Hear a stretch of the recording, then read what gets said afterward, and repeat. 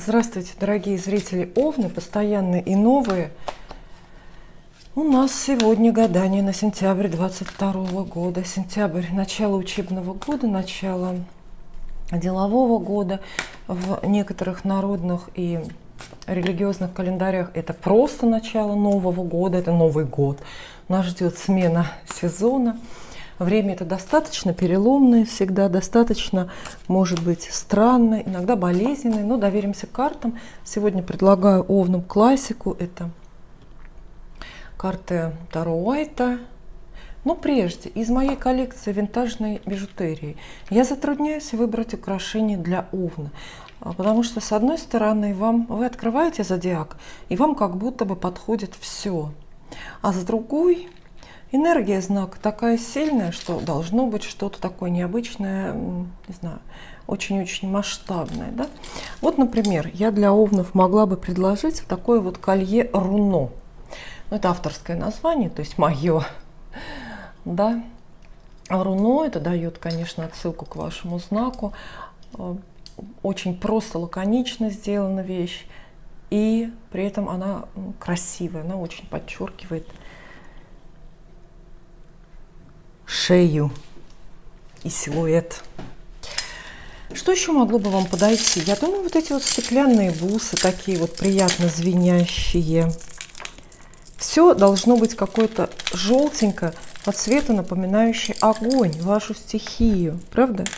Вот эти вот бусы. Может быть, что-то еще. Какая-то массивная цепь, тоже из желтого металла. Видите, какая вот она такая вот длинная, бесконечная. Тоже очень эффектно смотрится. Ну, давайте остановим выбор на этом колье. Пусть для Овнов будет вот это вот колье руно. Представили его на себе, примерили? Вообще вот такие чисто металлические украшения, конечно, дают энергию, подтягивают энергию к тому, кто их носит.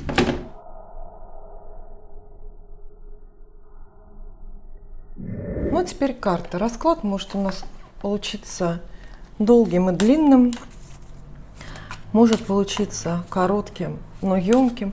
Во всех случаях надеюсь, что карты расскажут всем Овнам нечто полезное. Расклад на 12 домов гороскопа. Кто не знает, что это такое, не беспокойтесь, вы сейчас все поймете, я все детально расскажу. Вся ваша жизнь, даже самая содержательная и разная, или наоборот, скромная, скудная, всегда укладывается в 12 домов, 12 кармашков, на которые когда-то древние астрологи и астрономы разделили видимую часть небесной сферы. В каждом доме какой-то знак, в каждом доме какие-то явления, события, впечатления, эмоции из человеческой жизни. Хорошенько перемешаем для вас карты, а вы пока позадавайте картам вопросы свои собственные, про то, что волнует именно вас. Поверьте, таким образом вы это гадание как бы притянете к себе.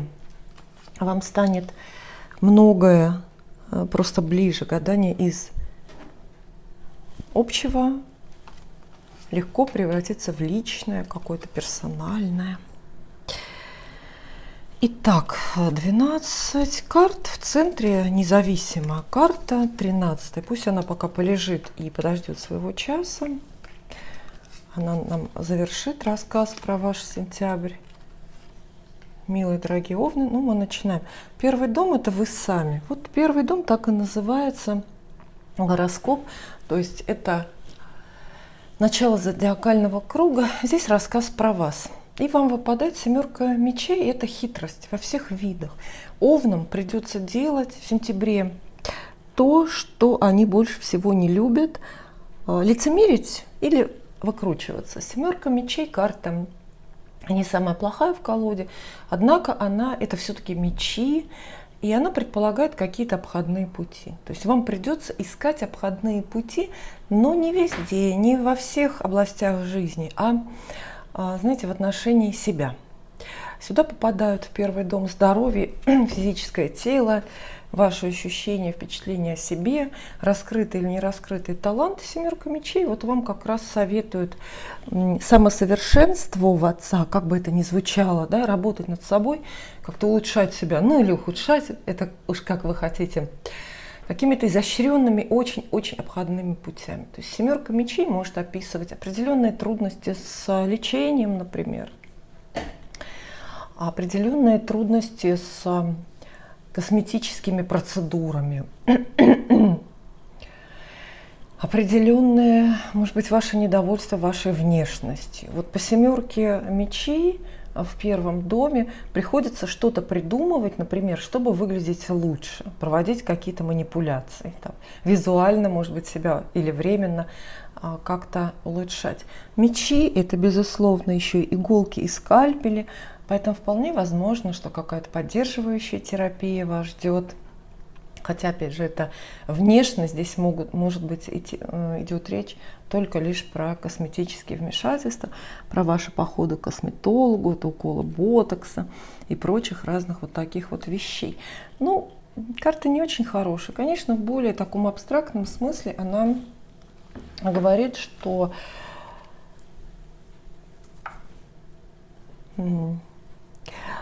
задача сентября быть неискренними. Вот так вот для вас. Такой вот посыл, средненький, так скажем. Далее второй дом – это ваше материальное положение.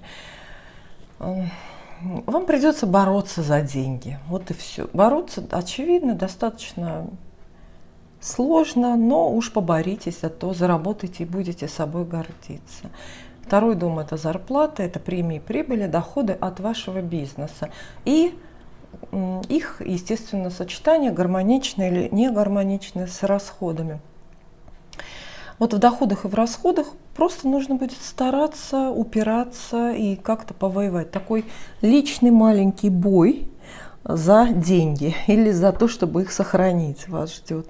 Карта не страшная, в основном девятка жезлов, конечно, звучит как призыв. У вас есть сейчас в руках что-то, что инструменты, средства производства, вот чем вам зарабатывать деньги. И это очень хорошо. Поэтому нужно это делать, да, начнем с этого. Девятка жезлов, конечно, иногда проигрывается трудностями денежными, такими вот очевидными. То есть нехватка денег, ну, такая не пассивная, знаете, активная. Вам может не хватить денег на насущное или нужное, если вы, например, не подумав, там, потратились на что-то. Вот. Естественно, это работа, это зарплата, это ваш собственный бизнес. Знаете, девятка жезлов – это карта, характерная для предпринимателей, бизнесменов, для людей, которые отлично знают, что такое бороться за деньги, преодолевать конкуренцию, не спать ночами. Но это неплохая карта, она, опять же, про вашу гордость, про ваше честолюбие. То есть на тему денег придется вам многого захотеть, с этого же начинается посыл, вот этот огненный, энергичный такой посыл. Сколько захотите денег, столько заработаете. Насколько дерзнете, столько и заработаете. Далее третий дом. Ваши знакомые, родственники, повседневная жизнь, повседневное окружение. Никаких перемен, абсолютная статика. Четверка кубков – это карта скуки и нежелания. Вот не захотите вы заводить новых друзей, например, и в то же время не захотите выяснять отношения со старыми. Может быть, это и хорошо. Не будете особо выходить в люди, откажетесь от приглашения, от какого-то, может быть, завидного, пойти в какие-то гости, куда прежде с удовольствием бы, например, согласились. В общем, вам все лень, общаться лень, преобразовывать повседневную жизнь свою. Например, менять гардероб или поменять машину. Все лень. Карта эта, конечно же, неплохая. Она только подсказывает, что если вы слишком долго сидите в такой равнодушной, пассивной позиции в отношении людей или собственной жизни, то вы, безусловно, можете пропустить какой-то крупный шанс. Хотя, ну вот не обязательно. Кому-то четверка кубков и советуют вот так вот сидеть и особо не вмешиваться, знаете, в разговоры, в контакты, в окружении. То есть это не время, чтобы радикально все на эту тему менять. Ну, вероятно, вы будете заняты более семейными, домашними делами. Потому что в четвертом доме, семья, дом, у вас появляется колесо фортуны. И вот это уже карта, это старший аркан, обещает вам большие, большие и очень счастливые перемены дома. Это и смена дома может быть, и очень счастливое возвращение куда-то. Колесо крутится, естественно, кого-то уносит на новые места, кого-то возвращает на старые. Везение в вопросах семьи. Очень хорошие новости, связанные с близкими родственниками. Вы знаете, это родственники по прямой линии. Родители, ваши дети. То есть такое по-настоящему судьбоносное, какое-то неотвратимое событие. Замечательная новость вас ждет, связанная с семьей. И опять-таки колесо – это колесо, поэтому мы здесь допускаем перемены, переезды вернее. То есть смену места жительства, смену просто статуса вашего жилища, например, колесо фортуны говорит, что вы прежде вот снимали квартиру, а теперь вам удалось ее купить. То есть, видите, у вас другие права, вы какие-то приобретаете. Колесо фортуны, как совет, рекомендует положиться на судьбу и особо не вмешиваться в ход событий. Вот представьте, что Вселенная сейчас лучше известна, где вам жить, с кем вам жить и как. Поэтому если вы уж слишком захотите по-овновски контролировать ситуацию, сильно вмешиваться, вы только вот это вот везение, приход птицы счастья можете испортить, как-то все сместить. Поэтому доверьтесь судьбе. Далее любовь. Мы переходим к пятому дому. Любовь, дети, увлечения. Этот дом называется замечательно «Благая судьба». Вот все, что мы в наших с вами судьбах предполагаем добром, благом, это все пятый дом. Поэтому для кого-то романтическая любовь. Да, десятка кубков говорит, что вы в любви переживете вот такое настоящее изобилие. Это чувство, это признание, это новые знакомства, это свидание, это большое доверие между двумя людьми. Десятка кубков, вот не напрасно здесь семья нарисована, а описывает реже вот любовь страстную, но чаще любовь очень семейную. Поэтому многие овны с любимыми людьми объединятся в семью. Тогда нам уже понятно и колесо фортуны. Это ваш переезд в дом, надеюсь, хороший, дорогой дом к любимому человеку. Десятка кубков – это для одиноких людей возможность встретить свою судьбу, то есть возможность встретить человека, с которым будет не только интересно, но еще и за которого можно будет замуж выйти, понимаете? Да, это же не всегда совпадает, к сожалению, в нашей жизни. То есть здесь есть такая пара, но десятка кубков не только двух людей описывает, а всегда какое-то окружение, еще какой-то коллектив людей, которые за эту пару, радуются. Дети, да, пятый дом – это дети. Хорошие новости вас ждут от детей или о детях, причем начиная с нуля, то есть это известие о рождении ребенка, будущем, да, известие о беременности, о том, что у вас будут дети, до новостей от взрослых детей, каких-то радикальных. Например, новость о том, что у ваших детей будут дети, у вашего ребенка будет ребенок. Прибавление в семействе, вы знаете, вот это все очень похоже. Вот сочетание 4-5 домов у вас очень тянет на такие вот радикальные перемены, прибавление в семействе. Во всех случаях десятка кубков рекомендует вам в вопросах любви, творчества, хобби ваших только наслаждаться изобилием, потому что похоже, что вас радуют люди и вселенная, обстоятельства. Далее работа. Вот этот шестой дом, в который попадает как раз работа. Древние астрологи, астрономы почему-то, да, шестой дом, они назвали его «злая судьба». Ну вот так вот, с их точки зрения, наверное, работа не была благом. Сейчас времена изменились, однако тоже такое бывает.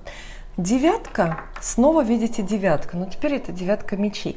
В зарплате, про зарплату вам девятка жезлов рассказал, а про работу девятка мечей. Вот сложите их вместе, и вы получите картинку о том, как вам придется работать и зарабатывать. На работе вас что-то пугает. Может быть, слишком активный график и ощущение, что вы ничего не успеваете. Может быть, у вас новая работа, и вы просто боитесь коллектива, новых обязанностей. А девятка мечей – карта очень болезненная, и в сочетании вот с девяткой жезлов, да, она подчеркивает, что работа, исполнение профессиональных обязанностей, а соответственно и зарабатывание будут даваться в страхе и с боем. Вот. По большей части страхи эти не оправдаются и развеются, и окажутся пустыми, ложными уже в течение этого же месяца. Но в моменте вам будет не легче. Кстати, если в сентябре вы планируете найти новую работу, вполне возможно, что вы ее найдете. И будете неплохо зарабатывать, ну, если приложите определенные усилия, да? Однако очень-очень многое в этой новой работе вас может смущать. Знаете, вы ходите на работу, и вам страшно. Ну, в основном какой-то страх, да? Страх ведь не справиться, наверное, или страх не заработать. Но карты эти не разрушительны, поэтому какого-то внезапного увольнения, большого конфликта, каких-то ссор я не вижу. То есть ситуативно, объективно, вот эта девятка мечей ничего ведь не значит. Карта это только настроенческая, она говорит, у вас на тему работы или на работе будет плохое настроение. Вот. А работа-то может быть достаточно хорошая, просто вот у вас, ну знаете, набор гормонов такой. Далее партнерские отношения. Вот этот 7-й дом часто так и называют: партнерство и брак. Вы сюда можете поместить ваши вопросы про самого близкого, любимого человека, про вашего мужа, жениха, про, ну, в общем, того, кому вы безраздельно доверяете. И вот карты говорят, что самый близкий или самый важный для вас на данном этапе судьбы человек будет партнерство, да? Будет капризно себя вести. Пажом мечей его называют карты. Паж мечей. Паж мечей – это человек умный, резкий в словах, но тем не менее с очень-очень непонятными эмоциональными реакциями. Паж мечей часто требует, ну знаете, по подростковой привычке, требует к себе много внимания, постоянно ищет какой-то правды там, где не нужно. То есть это вот такое немножко эгоистичное, немножко нарциссическое поведение от партнера вас ждет. Хорошо это или плохо, не знаю, потому что такие люди многим нравятся и привлекают многих. Паж мечей – это еще и портретная карта, безусловно. То есть это портрет, ну, вашего партнера. Если речь идет о новом знакомстве, вот вы, например, спрашиваете, с кем я проведу этот сентябрь? Кто будет для меня самым близким, самым важным человеком? Паж мечей. Тот же самый умный, скорее всего, хорошо образованный человек, но очень-очень нестабильно себя ведущий. Очень нестабильно себя ведущий. Вот так. Полагаться вам на этого героя или нет, не знаю. Паж мечей – это явно не каменная стена. И вот видите, что у вас на партнерской параллели, да, партнерская параллель, вот она идет. 1-й, 7-й дома, одни сплошные мечи. Очень многим овнам, несмотря на обилие любви, на обилие чувств, очень многим овнам придется с партнером притворяться. Но я думаю, что романтические отношения между людьми всегда таковы, всегда все чуть-чуть притворяются. Но если карты привлекают ваше внимание к этой теме, это значит, что придется это заметить, что притворяться придется, ну как-то больше обычного, что ли. Ну, вот так. Немножко вы с вашим партнером на мечах. Да. Далее спросим ваш расклад. Ждет ли ждут ли вас испытания в сентябре? Овнов, ждут ли испытания какие-то настоящие в жизни? Нет. Шестерка кубков торопится вам сообщить, что нет, испытаний у вас никаких не будет. То есть ваша жизнь вот в плане, ну, знаете, каких-то кризисных там уровней событий будет милая, уютная и абсолютно безмятежная. То есть это хорошее своевременное предупреждение для вас, если вы сентября боитесь. Если вот у вас в сентябре, например, ну, вы ждете испытания какого-то. А как испытание может восприниматься что угодно, да, это может быть и какой-то судебный процесс, или выяснение отношений с людьми, с группами людей, например, какое-то тоже ответственное. Нет, любые вещи, которые заранее вас сейчас пугают, любые события сентября, они пройдут стороной, разменяются, сойдут на нет. То есть и этого не нужно бояться. В то же время шестерка кубков здесь рассказывает вам о прибылях. Вот представьте себе, что два денежных дома же в зодиаке. Один про зарплату, а другой про деньги, скорее чужие. Он так и называется иногда, чужие деньги. Да? То есть это большие прибыли разовые от, например, какой-то выгодной покупки или продажи. Но, пожалуй, больших прибылей тоже не будет. Шестерка кубков, она вот такая, она все сглаживает, выравнивает, и плохое, и хорошее приводит к какому-то единому знаменателю. Единому знаменателю. То есть не будет ничего слишком плохого, судьба вас не испытает, но не будет и слишком большой прибыли, то есть слишком хорошего, если вы что-то планируете. Все просто сойдется, все договорятся и разойдутся с миром. Далее у нас, конечно же, 9-й дом – это что? Ну, 9-й дом содержит разные абстрактные вещи. В первую очередь это дальние дороги, путешествия, иммиграции. Это ваша учеба, а также вопросы веры и религии. Легкая, миленькая двойка пентаклей вам достается. Она говорит, что все сойдется, знаете, сойдутся концы с концами. Да? Если планируется путешествие, то получится, в какой-то момент отложится или отменится, потом опять появятся возможности. То есть такое динамическое равновесие здесь есть. Ехать ли вам далеко в сентябре куда-то? Да, пожалуй. Но карты просят, отнеситесь к этому легче. Потому что двойка пентаклей вообще приветствует людей, которые умеют не слишком серьезно воспринимать себя и события своей жизни.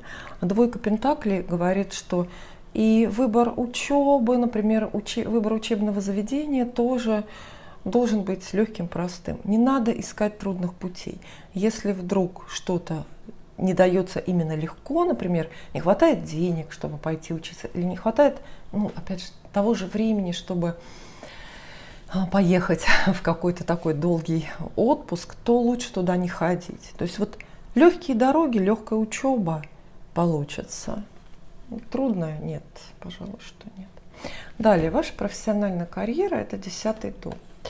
Тройка мечей. Ну вот обратите внимание, да, мы уже говорили, что на работе мечи, нечто печальное, страшненькое у вас есть, и карьера снова мечи, тройка мечей. Это тоже печали, но старые. Видите, вот здесь изображено разбитое сердце.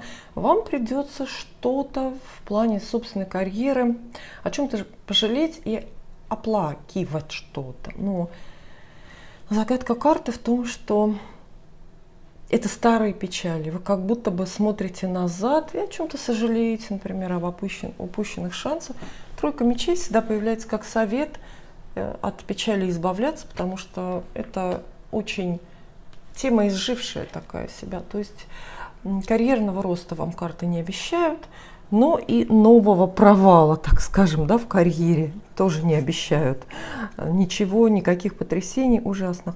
Что-то очень неприятное, эмоциональное связано с работой и карьерой, но оно из прошлого идет. И более неоправданные страхи, более уже, знаете, вот как бы Если разочарование в карьере, то уже привычное, как будто бы вы это уже проходили. Так может быть, например, если вам на работе много раз и прежде обещали новую должность, да, ну, не состоялось. Один раз, второй, и вот в сентябре вот опять отложили, опять не состоялось. Ну, то есть это уже какая-то печаль, знаете, до смешного привычная. А опаснее, конечно, эта карта выглядит для тех, кто вот именно в сентябре начинает новый бизнес или выходит на новую работу. Вот тогда, да, надо смотреть, надо ли вообще туда ходить. Понимаете, да? То есть вот если вы идете на новую работу, то тщательно смотрите, оценивайте будущие карьерные перспективы, потому что в первый месяц на новом месте для вас отсутствие таковых может стать прям такой болезненной, разящей, пронзающей сердце новостью. Да? Вот вы пошли на какую-то новую работу, обольстились, подумали, что там все можно, дорасти до должности генерального директора, а тут вдруг открываются вот какие-то очень простые вещи, которых вы не ждали. И вы понимаете, что это не так. Далее. Ваши планы, а также незнакомцы, ваши доброжелатели, люди, которые могут вам помогать, что-то подсказывать, а также ваша известность, популярность в различных средах. Вот здесь счастливая карта появляется. Счастливая, легкая карта. По четверке жезлов, это праздник, по ней все сходится. Это, кстати, тоже колесо фортуны, только малое колесо фортуны. Везение вас ждет там, где, знаете что, где водятся люди, с которыми вы никогда не подружитесь и которых, скорее всего, никогда не увидите. Это массовые, очень полезные, веселые, интересные знакомства. Полезные не случайно говорю, потому что именно четверка жезлов – это карта новориши, карта быстро богатеющих людей. То есть откуда-то очень-очень издалека к овнам приходят новые знакомства, которые вот грозят на будущее большими прибылями. Вот видите, две четверки, а какие разные. Здесь в третьем доме у вас четверка кубков, это ваши друзья, то есть люди, которые близко. Здесь ничего не происходит, потому что вы не хотите, и, может быть, они тоже не хотят. Да? А вот люди, которые далеко, с которыми вы только что знакомитесь, о которых только что узнаете, вот от них идут и деньги, и радость жизни. Поэтому, конечно, четверка жезлов здесь в 11 доме призывает вас к чему? Ходить в люди, присоединяться к группам, активную жизнь проживать в соцсетях и вообще знакомиться, осваивать какие-то коллективные ценности, коллективные интересы новые, примкнуть в какой-то группе в Фейсбуке, да, и узнать от людей, кто как хорошо живет и кто как хорошо зарабатывает. Что нам сообщает 12-й дом, тот самый злой демон. Вот название дома такое, злой демон. Почему? Потому что сюда попадают болезни, опасности, тайны, сомнения, преступления, и вообще кошмарные сны. Это ваше подсознание, это ваше альтер-эго. А здесь вот туз кубков счастливый у вас. Счастливый месяц вас ждет довольно разный. Я не говорю, что плохой. Здесь нет ни конфликтных, ни разрушительных карт, естественно. Достаточно разный. Но ведь прелесть в чем? В том, что на душе абсолютный покой. Самое главное, что придет в ваше сердце, ценность, сокровище души. Это будет любовь. Большая, такая... Первое, может быть, для многих, видите, любовь, карты говорят. В любви спасение овнов, да, получается. В любви, если работа так раздражает и злит, расстраивает, если, что еще, не знаю. Поэтому, да, это похоже на встречу новой любви с большими, пребольшими перспективами. Хотя мы говорили, что новости о рождении ребенка тоже похоже, тоже может прийти. И тогда это любовь к вашему, например, будущему ребенку. Да? Вы же, естественно, заранее его любите. Вот. Это может быть новость о возвращении ребенка, например, домой после длительной учебы. И тогда тоже сердце ваше живет любовью, ждет встречи,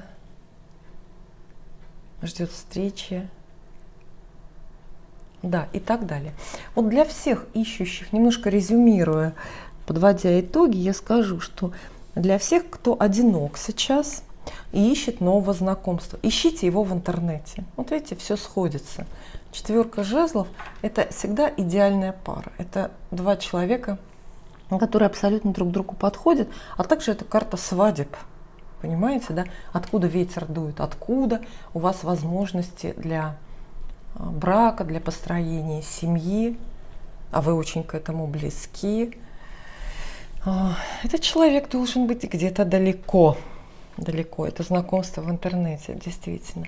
Ну и независимая карта гадания, расклада, все-таки умеренность, очень-очень хорошая, счастливейшая карта. Она сразу про все хорошее говорит.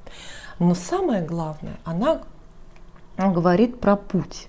Ваш очень правильный путь, такой добродетельный по судьбе, карта говорит о том, что овны, вот что бы ни происходило, как бы вы тут ни нервничали, как бы вы с кем-то, допустим, не спорили, да, все равно вы сейчас проходите, как минимум вот в этом месяце, в сентябре, вы проходите какой-то очень свой, очень правильный, очень гармоничный путь. То есть вы двигаетесь в правильном направлении.